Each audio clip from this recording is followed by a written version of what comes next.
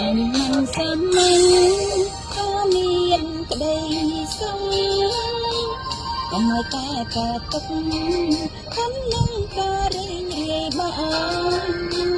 គង់បីខ្វងខានតែសូមឲ្យរងសុខសាន្តរកបានប៉ុន្មានមិនព្រៀបចាយតាមនឹងទៅ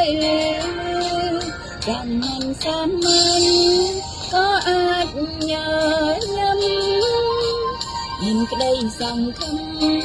ព្រោះក្នុងគ្រួសារកងក្តីទោះបីទៀងតងតែភូមិយើងអាចរស់នៅជុំជុំកូនចៅមានសុភមង្គលក្តីសុខនៃយើងនឹងមកកើតខ្លួនឯងមានអ្នកណាគេជួយផ្ដល់លំបាកយ៉ាងណាក៏สู้ได้ទៅដល់ស្វែងរកសុភមង្គលមានទាំងមានអាហារញ៉ាំនៃសុខនៃយើងគ្រួសារជេរយល់ចាំគ្នាកុំបងកើតរឿងសំញ៉ាំញ៉ាំឲ្យច្រើនការងារក៏ត្រូវសង្កម្មកុំខ្ជិលរអ៊ូរតននាំឲ្យបានធៀមរីងរី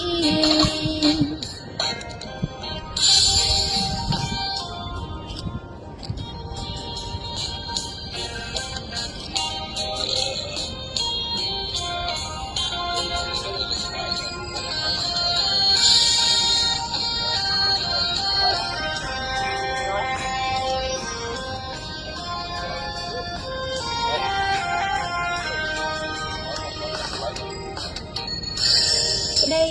សុខនៃយើងមានបងក៏ខ្លួនឯងគ្មានអ្នកណាទេជួយផ្ដល់លំបាកយ៉ាងណាក៏สู้ได้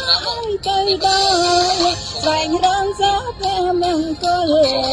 មានទាំងមានអាហារញ៉ាំនៃសុខ